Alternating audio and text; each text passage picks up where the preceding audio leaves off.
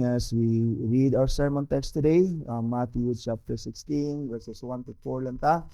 Ano ta sa Matthew chapter 16 sa itong study sa Gospel of Matthew.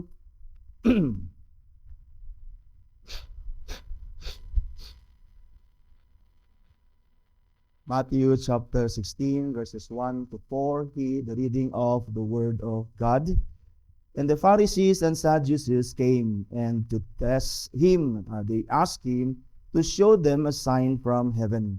He answered them, when it is evening, you say it will be fair weather, for the sky is red. And in the morning, it will be stormy today, for the sky is red and threatening. You know how to interpret the appearance of the sky, but you cannot interpret the signs of the times. An evil and adulterous generation seeks for a sign, but no sign will be given to it except the sign of Jonah. So he left them and departed. So the reading of the Holy Word of God, may He add His blessing to the preaching of His Word. Let us pray. Father, we praise You for Your Word, and thankful kami nga di lang namon ni mabasa publicly, personally, but we can hear the preaching and the teaching. We pray, Father, that Your Word be preached in the power of the Spirit with full conviction and understanding illumination. Oh God, open our eyes to see Christ and our ears to hear Him. And that we pray that You work in us that which is pleasing unto You. That You will encourage us, strengthen our faith, Thy Word. In Your name, in the name of our Lord Jesus Christ, we pray. Amen. So let us all be seated as we hear the preaching of the Word today.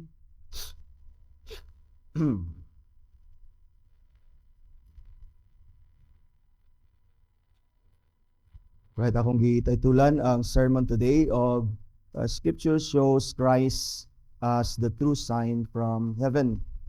The Scripture, that is the Word of God, nagpadayag sa tuwa, shows us that Christ is the true sign of heaven, because many people would ask sign from heaven, would ask signs and wonders until they would see signs, they would never believe the Lord Jesus Christ. Now here, this illustration, brothers and sisters, would drive my point as an introduction this morning. A person once had an accident, injuring himself seriously. He was brought to the hospital unconscious, and medical procedures were undertaken immediately to save his life.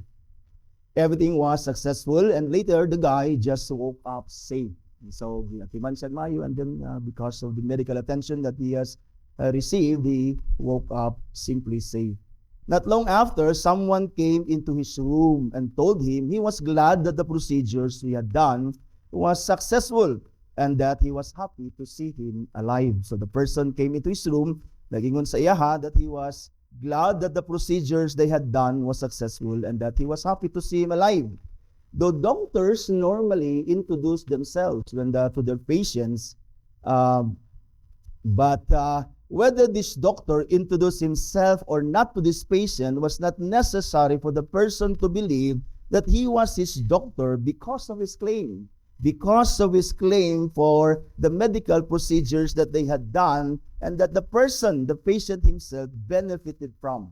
So in other words, the doctor does not necessarily introduce himself that I'm your doctor because of his words and his claims that there were medical procedures that were done to him, and then he himself as a patient benefited from that procedure. In other words, the words and the works of the doctor are enough to convince the patient without a doubt that the person he was talking to is not just a doctor and a surgeon, but the person who saved him.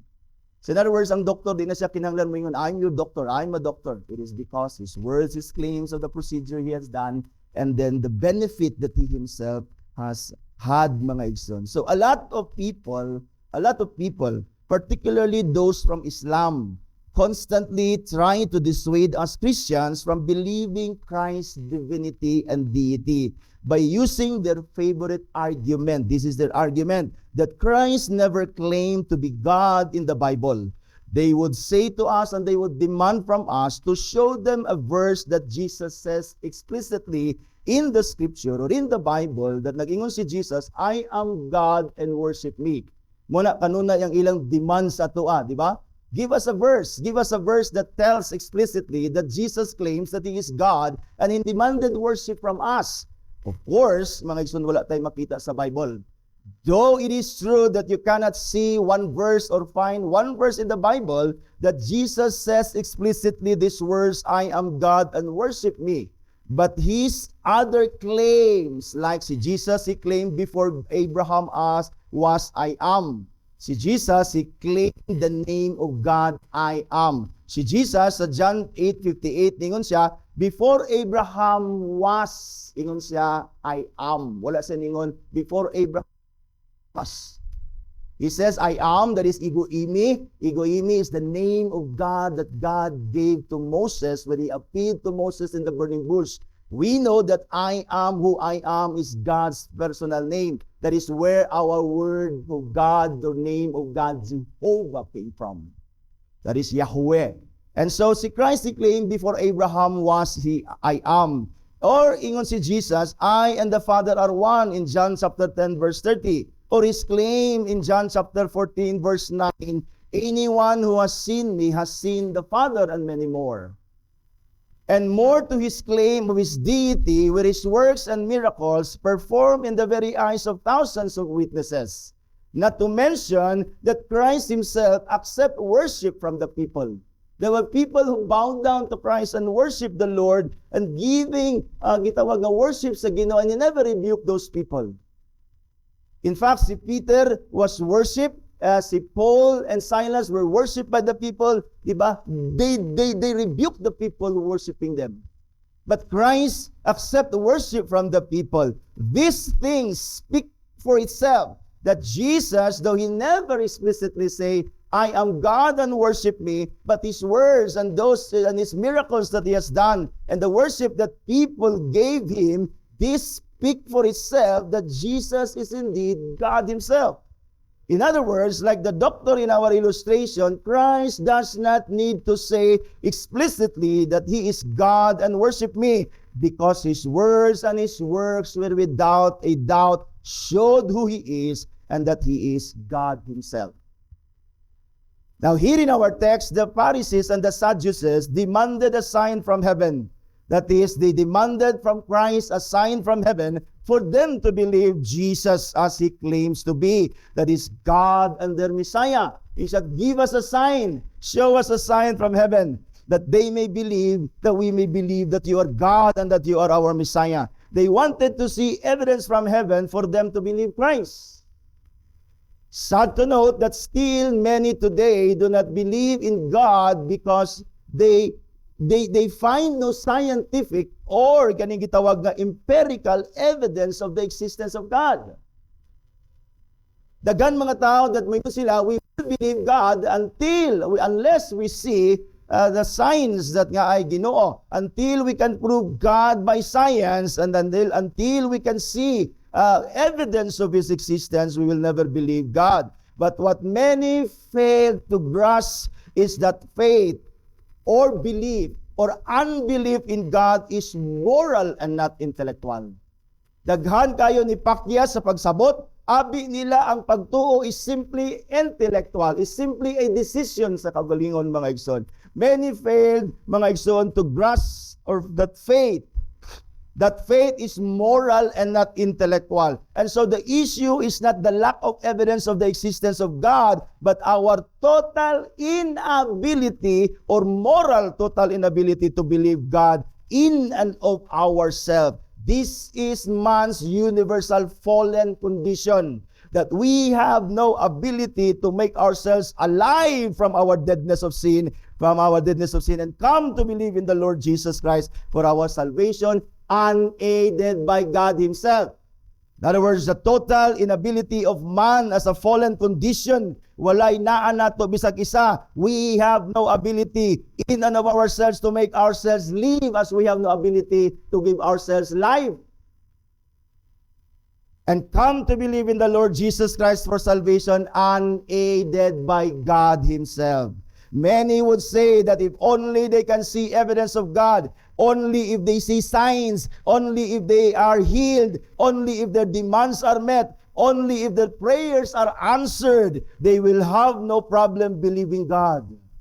Daghan mga tao musulti, only kung maulian lang ko, I will believe the Lord Jesus Christ. No, you will not.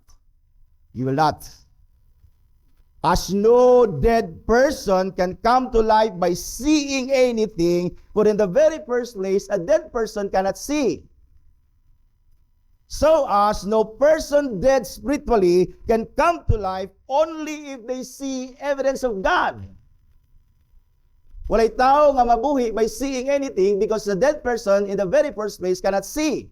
He's dead. And so a dead person spiritually cannot live if they see signs of God. Because again, they're dead. And so to demand a sign is not the solution of our unbelief in God, because no sign can make a person dead in sin live to live. That is why Jesus here sa atong text, He refused to give the Pharisees and the Sadducees the sign they demanded, not because Jesus cannot, but Jesus will not.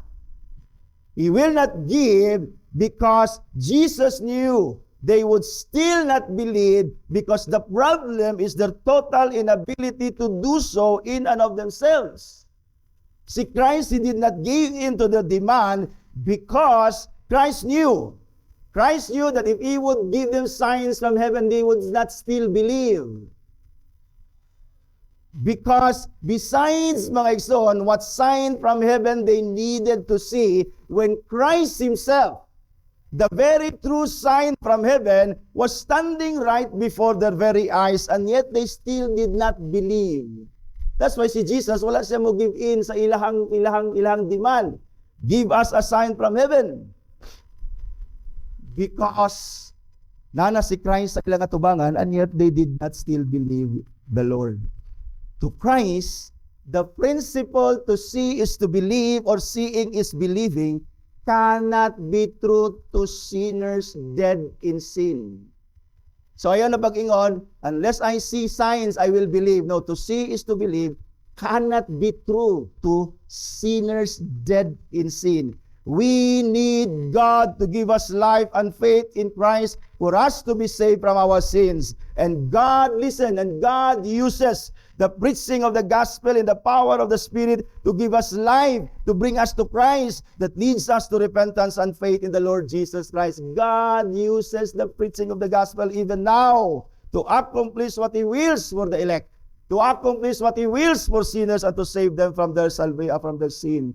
Romans 1:16, nagingon si Paul dinhi, for I am not ashamed of the gospel, for it is the power of God for salvation to everyone who believes, to the Jews first, and also to the Greeks and to the Gentiles. And in 1 Corinthians chapter 1 verse 18, nagingon si Paul, for the word of the cross, that is the gospel, is fully to those who are perishing, fully to sinners, fully to those who are dead in their sin. But to us who are being saved, it is the power of God.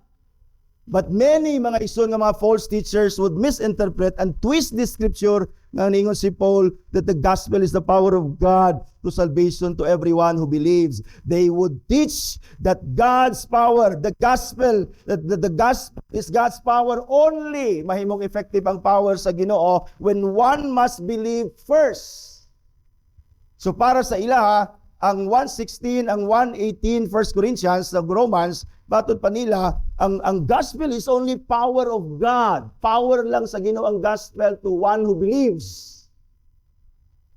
In other words, if you don't believe, God is powerless.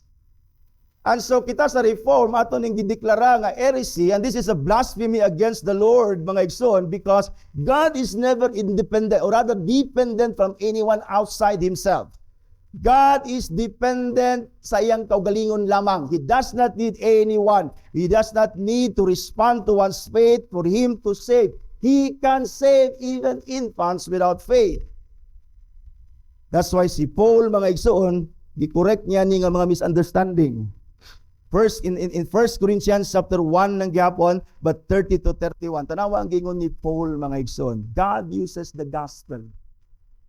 Ingon siya, and because of Him, that is because of God, you are in Christ.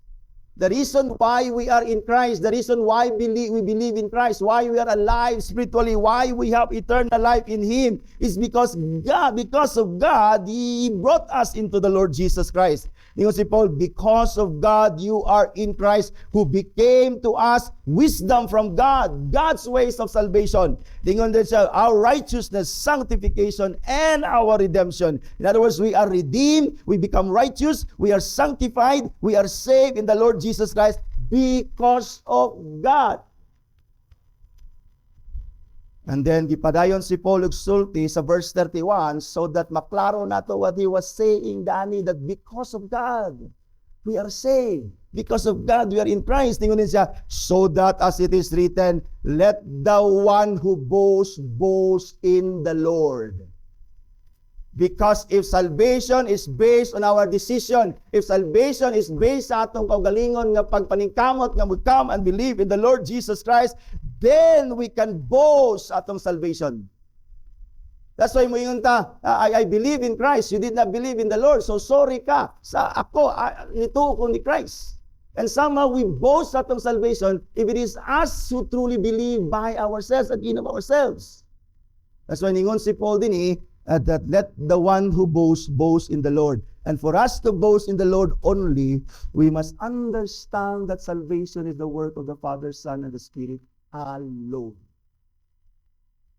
Salvation is the work of the triune God, and God accomplishes His work of salvation through His Word, through the Scripture, through the Gospel. The Gospel is where we come to believe God and faith in the Lord Jesus Christ for salvation. Not through any signs, not through any wonders, not through dreams and visions, not even our decision that we are saved. But God's Word alone, preached and taught to us by the power of the Holy Spirit. What I am saying to you, brothers and sisters, give high regard to the preaching of the Word. Listen to it. It is where God calls you and brings you to life and faith and repentance in Christ. God accomplishes His works of creation and recreation by His spoken word. In the beginning, God created the heavens and the earth, and God said, let there be light, and there was light. That's why si Paul, gidala niya ning analogy sa iyang letter sa 2 Corinthians 4:6. Din siya, for God who said, let light shine out of darkness, has shown in our hearts to give light, to give the light of the knowledge of the glory of God in the face of the Lord Jesus Christ. It is the reason why we believe in the Lord Jesus Christ. The reason why the glory of God in the face of Christ, the knowledge of Christ, the light of the knowledge of Christ in the glory of Christ in us is shown sa atong hearts. It is because God said, let there be light, and there was light. Because God accomplishes His work of salvation sa sinners through His Word, through the Gospel.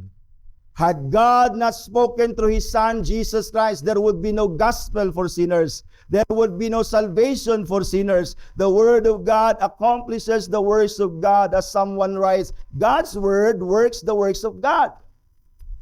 That's why kita sa Reform, we preach the Word, we teach the Word faithfully, because it is where God accomplishes His works.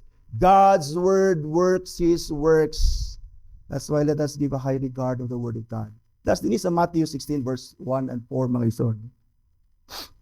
This verse, this text, this scripture, this Word of God confronts us today, confronts us this morning with the danger of demanding signs.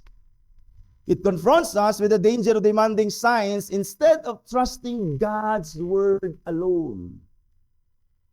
We are here warned against unbelief and called to rest in the sufficiency of the Scripture, which points us to the Lord Jesus Christ as the true sign from heaven.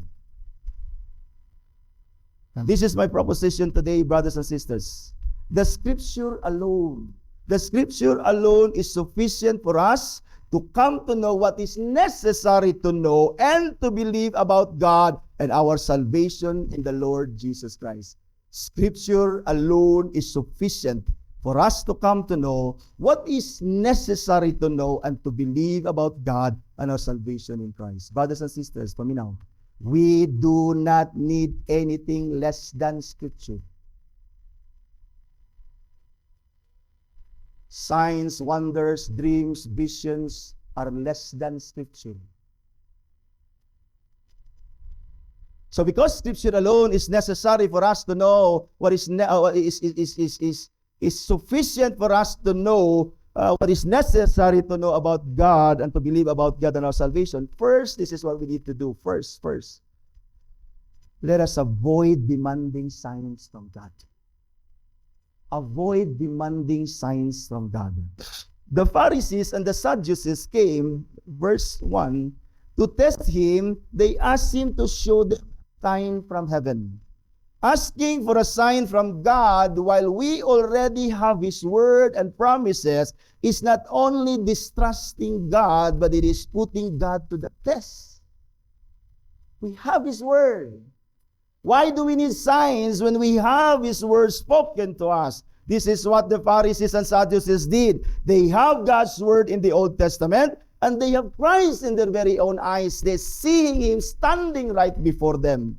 In other words, they have the Old Testament, they have the New Testament, Christ, God's incarnate word, standing before them, teaching and proclaiming to them the gospel, yet to them it was never enough, so they demanded signs from heaven.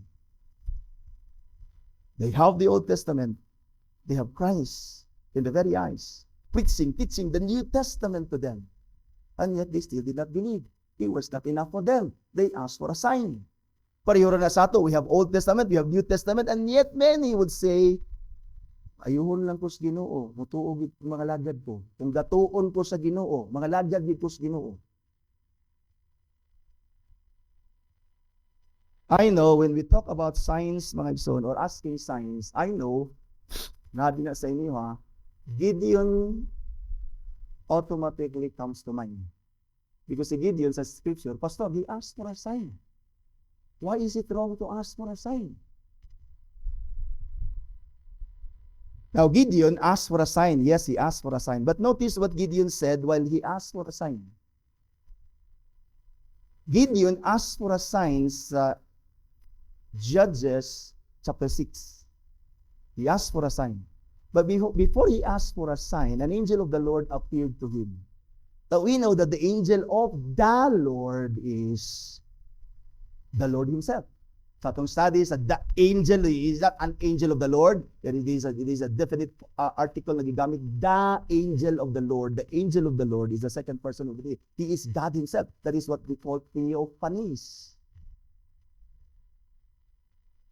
The angel of the Lord, God Himself, that is Christ, the second person of the Trinity, appeared before Gideon. He had words for Gideon. And he gave Gideon promises, assuring him of victory against the Midianites. Not only that he had God's word, Gideon saw the Lord Himself face to face, as the Pharisees and the Sadducees did. And notice, if you read verse 22 to 23, ningon si Gideon, then Gideon perceived that he was that he was the angel of the Lord. Na-perceive niya that he was the angel of the Lord because sila, their understanding of the angel of the Lord is God Himself. That's why mo ni ang gibati ni Gideon, ningon siya, alas, O Lord God, for now I have seen the angel of the Lord face to face. Why was he afraid?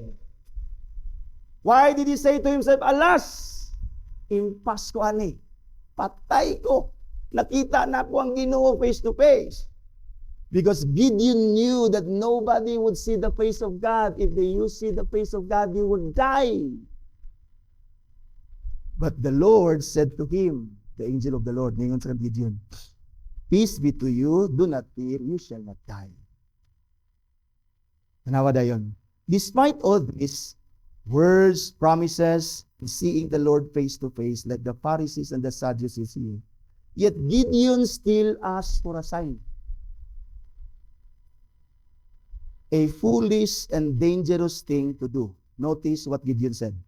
In verse 39 of chapter 6, ningon si Gideon, God, din siya, let not your anger burn against me. Kabalo si Gideon that God would be displeased if you ask for a sign despite na siya words. Because to ask for a sign when God has already spoken is to distrust God's word. is to insult him, is to tell him, I don't believe your words, you're a liar. That is, give me a sign to believe. And so Gideon said, Lord, let not your anger burn against me. Let me speak just once more. Please let me test just once more with the fleece. Because, ingon siya, nagbutang siya fleece, di ba? And then, kung sa buntag mabasa ni, then this is a sign. And Lord, please, ayaw kasuko sa kuha because Gideon knew that God would be displeased. He knew that he was foolish and dangerous, asking for a sign despite the words and seeing the Lord face to face. Gideon knew he was foolish and dangerous, provoking the Lord to anger despite this word and his promises of assurance of victory. The Bible warns us against putting God to the test. This emphasizes, this warning of God putting God to the test emphasizes the importance of faith and trust in the goodness of God through His Word. Deuteronomy 6:16, you shall not put the Lord your God to the test as you tested Him at Massa and Meribah. We know what happened sa Massa, we know what happened sa Meribah. They questioned God. Although ang Ginoo, He delivered them out from Egypt. Ang Ginoo, gipikas niya ang dagat. There was a sign and wonder. They saw the miracle and the Lord had fed them with manna. And then they still demanded, is God among us? They questioned His presence. They questioned sa iyang gitawag nga faithfulness. And they demanded for a sign. And God was displeased with them. And in Matthew chapter 4 verse 7, Jesus answered Satan when he tempted him to throw himself down. Ningon si Jesus, it is also written, do not put the Lord your God to the test. Jesus responds to temptation by reinforcing the principle that faith should not require proof. Because when you require proof sa imong faith to see sign, you're challenging God's character and God's nature. You're saying, God, you're a liar. I cannot trust you. Please give me a sign so I can believe you. We need faith alone in the words of God, and that should be enough. Hebrews 11 verse 6 tells us, without faith it is impossible to please God, because anyone who approaches Him must believe that He exists and that He rewards those who earnestly seek Him. Thus we are commanded to walk by faith and not by sight. Because without faith, it is impossible to please God. To demand signs from God is to distrust God's promises and words. But to believe Him even though we have not seen Him, and yet we believe His spoken words, is called faith. That's why in Hebrews 11 verse 1, ningon ang writer sa Hebrews, now this is faith. Faith is the assurance, you're sure of things that you hope for because God promised things. And faith is not only assurance of things hoped for, it is the conviction of things not seen. God has spoken. He has spoken salvation in Christ to those who believe in the Lord Jesus Christ. We have not seen it, but we heard Him say His words. We are saved because we believe in the Lord Jesus Christ. And God promised us forgiveness of sins. God promised us eternal life. God promised us glory. We have not seen these things. We have not seen the things that all our sins are forgiven. Because we still sin. We still doubt. Are all my sins forgiven? I still sin.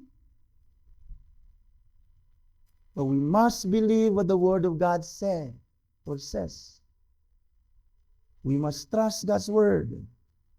That's why we are called to live by faith in the Word of God and not by sight of signs and wonders that we see and feel, and then we believe in God. One day in glory, we will no longer need faith because we will see everything and enjoy everything God promised us in His words today. But for now, we live by faith and not by sight. And later in glory, there is a sense that we will no longer live by faith, but we will live by sight because again, we will see and enjoy literally every promise He made to us in Christ. But for now, again, let's walk by faith and not by sight. And to demand signs is to walk by sight and not by faith. And if this pleases the Lord. That's why si Jesus, ningon siya kang Thomas, who demanded to see Christ. Because unless I see the Lord, unless I put my finger sa iyang wounds, I'll never believe that he was raised to life. Although there is a sense nga, maayo to iyang doubt because he was an apostle, he would be sent to testify of the resurrection of Christ. If he had not seen the Lord Jesus Christ, then he would be ang iyahang testimony would be a second-hand testimony. And so he demanded to see the Lord. But notice what the Lord said to him. Have you believed because you have seen me? Ningon din si Jesus, blessed are those who have not seen me and yet believe. In other words, if you believe the Lord Jesus Christ, even if you did not see him, you're blessed. That's why seeing Christ in his words and believing the reality of the promises of God in Christ in his word is true blessedness and happiness in this side of glory. We are in fact the most blessed, happy, joyful people facing life, sufferings, and persecution, even facing death. Why? We have his words. We have his promises. It is true faith to believe the words of God, even if we do have not seen the reality of it yet, is true faith. Thus, the writer of Hebrews, who listed those we call heroes of faith, dinis sa gitawag og Hebrews chapter 12 o chapter 11, ang writer sa Hebrews nagsulat siya dinhi og mga heroes o ang gitawag natong heroes of faith. These people we call heroes of faith, we call them heroes of faith because they kept their faith in God, in his promises, even if they have not received the promises in this life. That's why yun ang writer sa Hebrews chapter 13, after siya nagsulti sa mga list of heroes of faith, lingon din siya, these all died in faith, not having received the things promised, but having seen them, greeted them from afar. And at the very end of chapter 11, mga igsoon, the writer of Hebrews repeated again, because after chapter 13, nagpadayon pa siya og list sa heroes of faith. Daghan pa kay sa gipang lista dito. And then he again say, and all this, though commended through their faith, did not receive what was promised.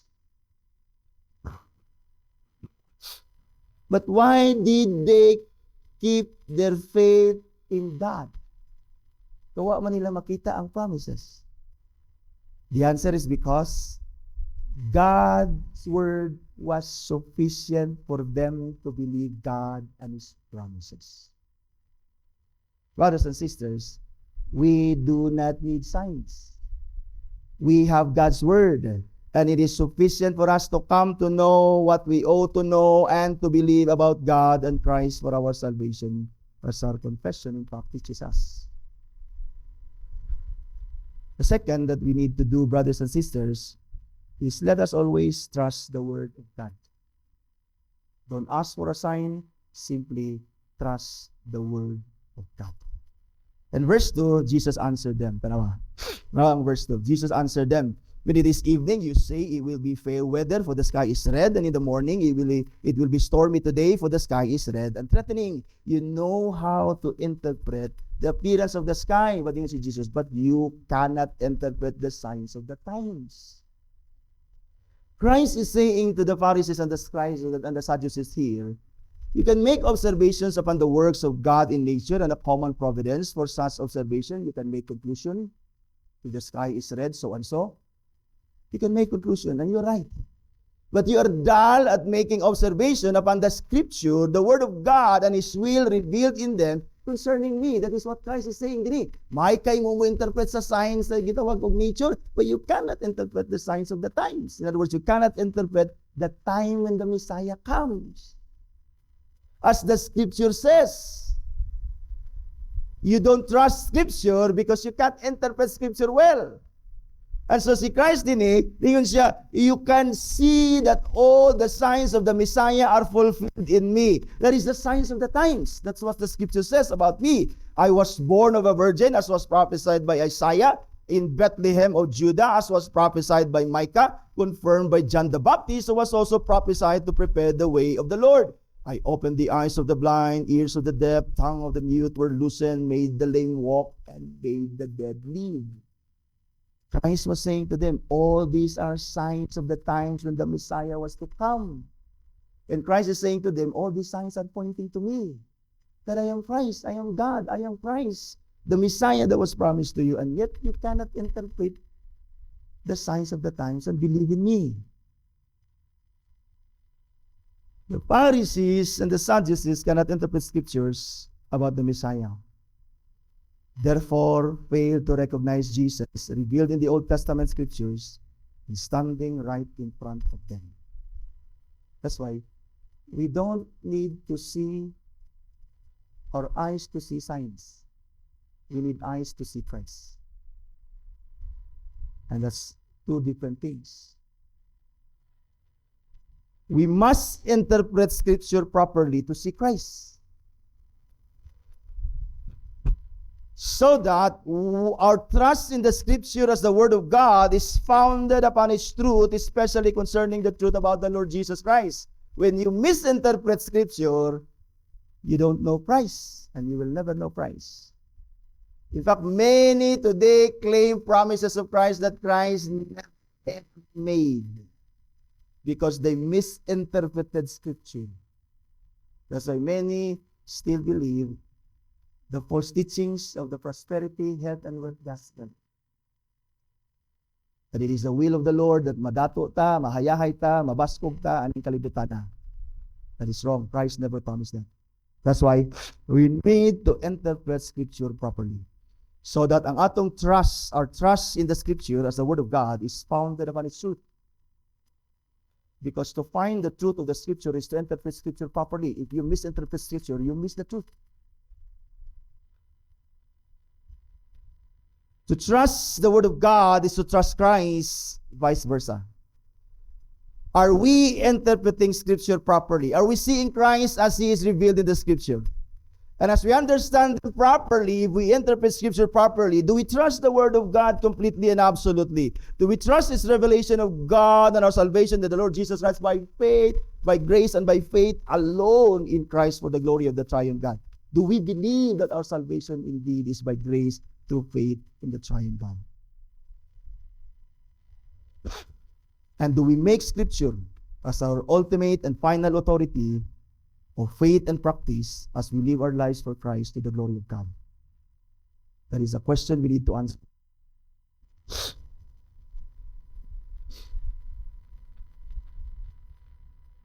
Unless we interpret scripture properly, we'll never see Christ.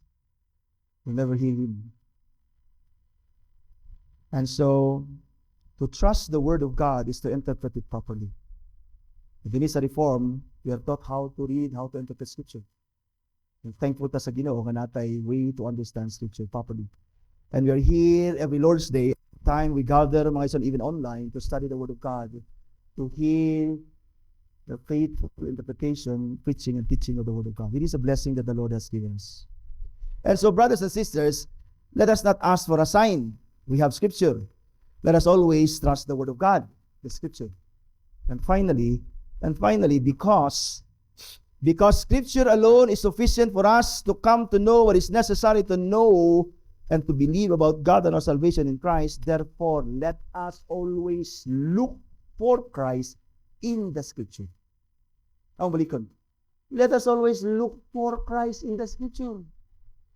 Many do not look for verses to support their ideas. Many would come to scripture and find verses para makabaton sila og favorite verses. That's why daghan kayo dinhi sa tuwa o mga tao, Christians, nga daghan kay sila favorite verse, as if the other verses of scripture should never be a favorite. In fact, we don't like scriptures nga kanang gitawag nga red letter type version or edition sa scripture. Di taganahan anang scripture nga ang words ni Christ are printed in red. As if those red letters there or words there are the words of God. No, the whole scripture is the word of God. That's why, kung mangita lang ka sa Bible o favorite verse, then you're wrong. Do not look for verses to support your ideas. Do not look for life verses or favorite verses in the Bible. Although there are many things we learn in Scripture, but always understand them and apply them in your life in relation to Christ. If the Scripture calls you to live holy life, always in relation to Christ. If the Scripture calls you to live righteous life, it's always in relation to Christ. You cannot live righteous life apart from Christ. That's why ningon si Jesus din sa verse 4, an evil and adulterous generation seeks for a sign, but no sign will be given to it except the sign of Jonah. This is the same answer Christ gave to the scribes and Pharisees in chapter 12. Dini manotice nimo, Pharisees and Sadducees. These are opposing parties. And yet they come together to oppose Christ. Diba? Usay atong enemies, we become friends if we have common enemies. That's why I don't like my enemies nga mahimong amigo sa akong enemies.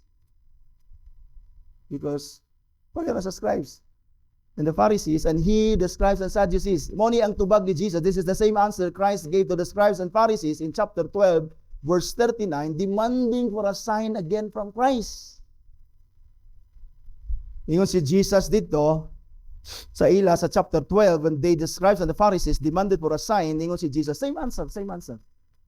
Ingon siya, an evil and adulterous generation seeks for a sign, but no sign will be given to it except the sign of the prophet Jonah. Same answer. But there in chapter 12, the Lord explained his answer why he referred to Jonah as the sign of the Messiah, the sign of Christ. Din sa verse 40, just as Jonah was 3 days and 3 nights in the belly of the fish, so will the Son of Man be 3 days and 3 nights in the heart of the earth. In other words, si Christ, ang tubag ni Jesus sa ilang demand for a sign, Christ pointed them to the Scripture, to the Word. They pointed them to Jonah. And Christ pointed them to Jonah so that they will see him there. Usahay, we learn many things about Jonah. We must preach the gospel. We must not run away from God's call. We don't see Christ there. If that is what you see in Jonah, if you don't see Christ there, you miss the point of the Scripture.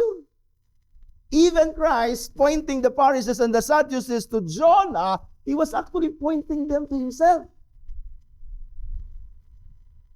Because Jonah as a sign is speaking of Christ as a true sign from heaven. Because as Jonah was 3 days in the belly of the fish, the Son of Man, the Messiah, would die for the sins of his people and would be buried 3 days into some tomb and will rise again as Jonah rise from the dead.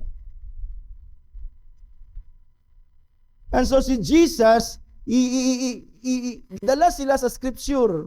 O gitudluan sila ni Christ to see Him there sa Scripture. That's why ang atong third application lagi is to see, look for Christ in the Scripture. Because Christ death and resurrection, and Christ Himself, as foretold in the Old Scripture, Testament Scripture, He is the true sign from heaven. The Pharisees and the Sadducees demanded. And even those people karon nga moingon, we need sign to believe in God. Christ is the sign that came from heaven that they are demanding. That's why si Jesus, tingon siya sa John chapter 6, verse 38 and 40. Yun siya. For I have come down from heaven. If you're seeking a sign from heaven, Christ is the sign you're looking for. He came from heaven. He said, I came down from heaven, not to do my own will, but to do the will of Him who sent me. And this is the will of Him who sent me, who sent Christ, the Father. And this is the will of the Father, that I should lose nothing of all that He has given me, but it up on the last day. But this is the will of my Father, that everyone who looks on the Son and believes in Him should have eternal life, and I will raise him up in the last day. Unless you look for Christ in the Scripture, you cannot look on to Christ.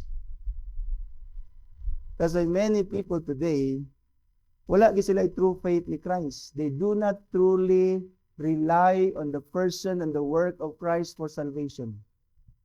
It is well and good that we must be faithful. It is well and good that we must live holy, righteous life. But those things has nothing to do with our salvation. Our salvation is the work of Christ. That's why we must put our 100% trust. Faith means reliance. Reliance on the person and the work of the Lord Jesus Christ. Our faithfulness, our living in holiness and righteousness, our coming to the church are only evidence of our true faith, are only fruits of what the Lord has done to us in the Lord Jesus Christ. And so, look for Christ in the Scripture as you read them, so that you can look on Christ and believe in Him, that you may have eternal life. Look for Christ in the Word of God. Because not only that the Word of God, the whole Scripture speaks of Christ. Christ Himself is the Word of God. It will be ironic if you find something else and someone else in Scripture other than Christ. The Word of God is Christ. That's why Scripture speaks about Christ. That's why we Reform find Christ in all Scripture and preach Christ through Scripture. In fact, every Lord's Day, you hear Christ. You hear Christ. At the most in churches, you will only hear the do this and do that, do this and do that. You'll never even hear the name Christ. Every Lord's Day, we hear the gospel of Christ to the preaching of the word. To miss Christ in the Scripture is to miss the whole point of Scripture, which is Christ. And so read the word. When you read the Bible, when you hear the preaching and the teaching of the Word of God, find Christ. Find Christ. That's when iingon ko kaganiha, you learn many things in the Scripture, but learn them, believe them, apply them, always in relation to Christ. The Bible is not a self-help book. The Bible is the gospel. The gospel is not things to do. The gospel is not telling us, here is good news. Here is good news, sinners. This is what you need to do. Do this and do that. No, the gospel is the proclamation of what God has done for our salvation. The gospel is the good news of what God has done. It is not a requirement of what we ought to do to be saved. That's why you hear the gospel. Hear the gospel. Hear the proclamation of the gospel so that you can come to faith in Christ and be saved. Now let me conclude our message today. Brothers and sisters, I'll get back to the proposition. Because the Scripture alone is sufficient for us to come to know what is necessary to be known and to be believed about God and our salvation in Christ. Therefore, let us avoid demanding signs from God. We do not need signs. We do not need visions. We do not need dreams. Lord, padangguhan lang po. We don't need those things. We only need Scripture. That's why second, let us always trust the Word of God. This is sufficient. This is enough. Everything we need in this life and godliness and even our salvation, no other. Everything is less than Scripture. And thirdly, let us always look to Christ or look for Christ in the Word of God. For the whole Scripture speaks of Christ, and to miss Christ in the Scripture is to miss the whole point of Scripture. Daghan kayo mga tao nga gusto nila awaton si David, gawas sa iyang pagpanapaw. Gusto nila awaton si Samson nga pusgan. Gusto nila awaton ang mga apostles nga mga gamhanan kay nga mga tao. You believers truly wanted to follow Christ and be conformed to Him. Kung mahimo kang like Peter, if you miss Christ, you miss the point of the Scripture. Kung mahimo kang like Paul, bagitan kay muwali, may kay muimog kat sa atong gibasa dinhi, He healed those people nga gidala sa iya. But if we don't be conformed to the image and likeness of Christ through the Scripture, you miss the point of the Scripture. We do not look for Christ in dreams, in visions, in new revelations, but in His Word alone.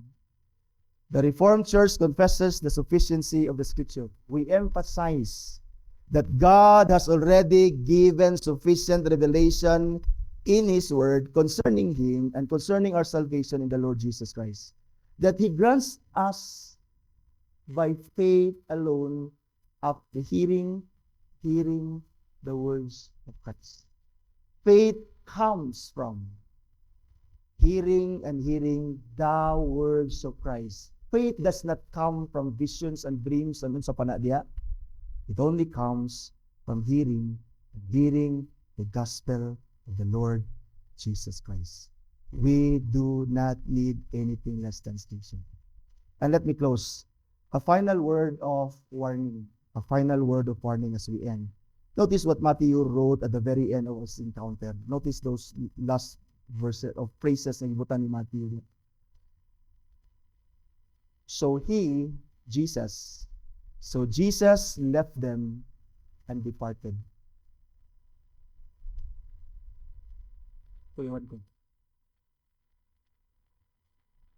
Christ left the Sadducees and the Pharisees, and He departed from them because they refused to believe in Him as the true sign from heaven, revealed in their Old Testament scripture, and standing right before them. And yet, they did not believe Him. In other words, they did not have faith in Christ. And that's why Christ left them. He departed. Why? Because He was displeased. Because without faith, it is impossible to please the Lord. Notice, this is the warning. Christ leaving and departing for their unbelief or for our unbelief is a warning for us who refuse to believe in Christ despite His words and the preaching of the gospel even now. If you even now hear the gospel, that God saves us by faith, by grace, through faith in Christ alone. If you refuse that good news, Christ would leave and would depart from you. Christ leaving sinners on their own and departing from them is the ultimate hopelessness of a sinner can be. We're hopeless. We're hopeless as a sinner. Our hope is Christ. But when Christ will leave you in your sin because you refuse to believe in Him, and when He depart from you, you are in your ultimate hopelessness. That's why ningon si Jesus, if you believe, you're saved. If you don't believe, you are condemned already. Because Christ has left you and has departed from you. But as our hymn, Come Behold the Wondrous Mystery, as we will sing this hymn after the message, encourages us, ingon ang atong hymn, Come, behold the wondrous mystery that is Christ in the dawning of the King. He, the theme of heaven's praises, robed in frail humanity. In our longing, in our darkness, now the light of life has come. Look to Christ, who condescended, took on flesh to ransom us. Seek not for a sign. Seek Christ in His Word. Come to believe in Him.